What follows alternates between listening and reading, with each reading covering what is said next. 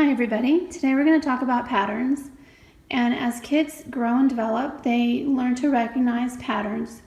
And this skill is very helpful as they learn math throughout their elementary school and middle school years related to algebra, because algebra is a study of patterns. So if you think of x and y as variables, and those, whatever you substitute in for x and y could be a pattern. So here we can see patterns. These are unifix cubes, and they link on the top and bottom. And so here we see an AB pattern, A, B, A, B, A, B, and so on. And you could also have other patterns such as AA, and I'll just pull out some high chews. So if I have AA, I have two of the same, and then I have BB, two of the same, and then I have again AA, and then I have BB. So this would be an AA, BB, AA, BB pattern. This would be A, B, A, B, A, B, A. Okay, so if we're doing patterns, we can use, our own materials like this. We can even use pattern blocks. So we can make patterns with these. These can be used to make geometric patterns. So I can take my pattern blocks and say, okay, I have this, and then I have this, and then I have this, and then I have this. What kind of pattern is that? Well, based on our previous examples, we see A, B, A, B. Okay, and these are great because the way that they're lined up can help them learn geometry and patterns at the same time.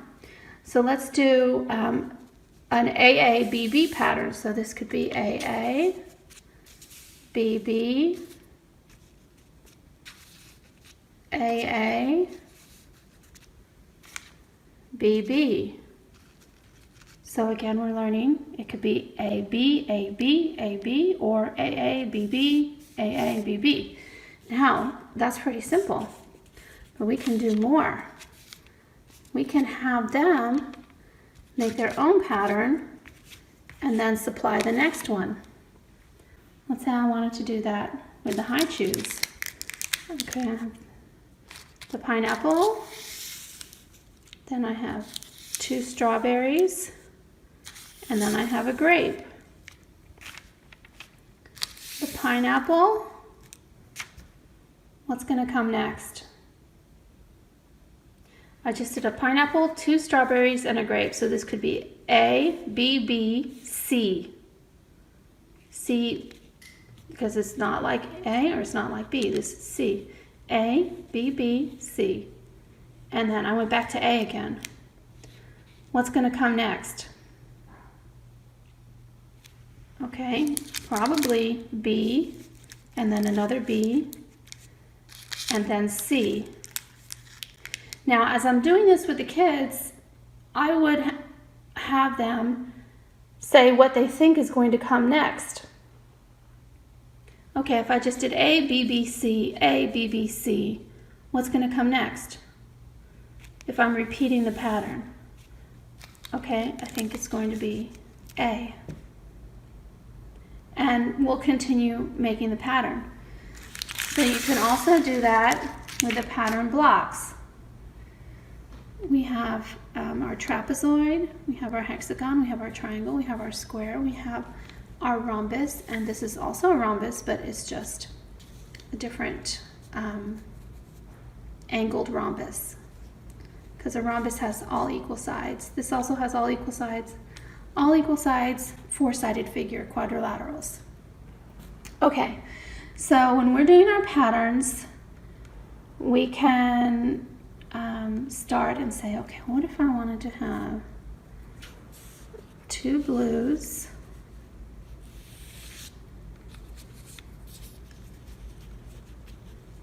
two greens,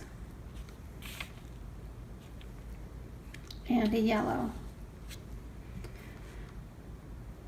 what's going to come next? We'd ask the kids, okay, well, based on what I have so far,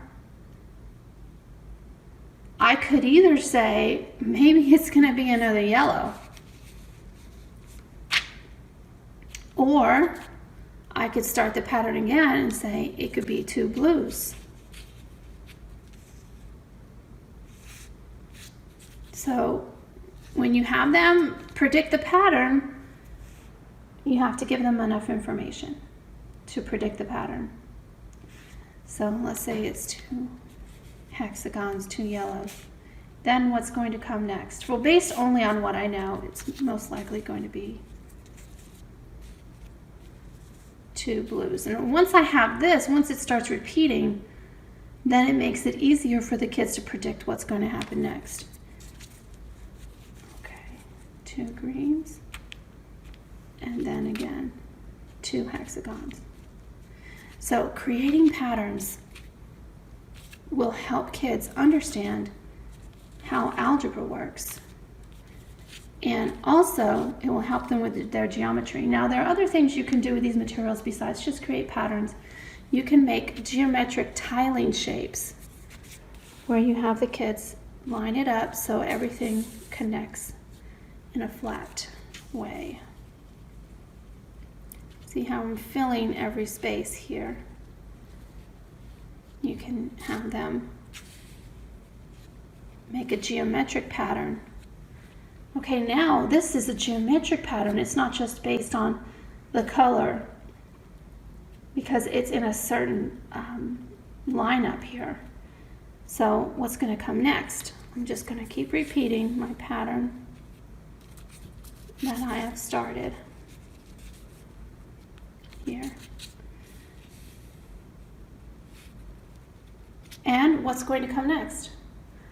Looks like I have a hexagon and then a trapezoid with a rhombus and a triangle.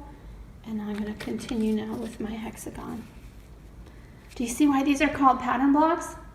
I can even go out in other directions and say, well, okay, well, every time I have a hexagon, I'm going to have an orange square on top.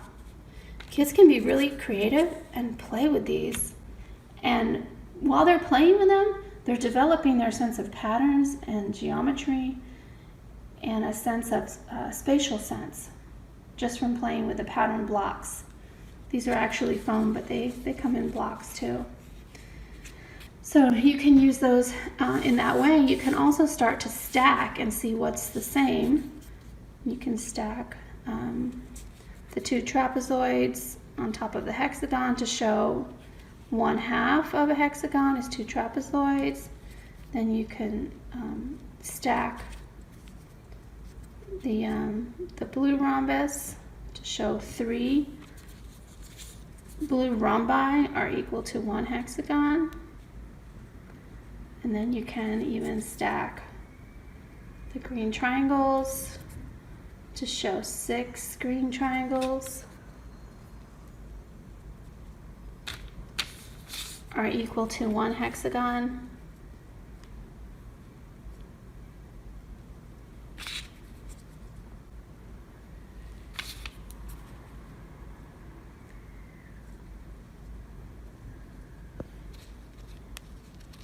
So these are definitely recommended. There are even pattern block mats that show different patterns kids can make, and even outlines of designs that they can fill in and develop their spatial sense with that. Let's not forget about these. They're sort of left out a little bit, but you can line these up too.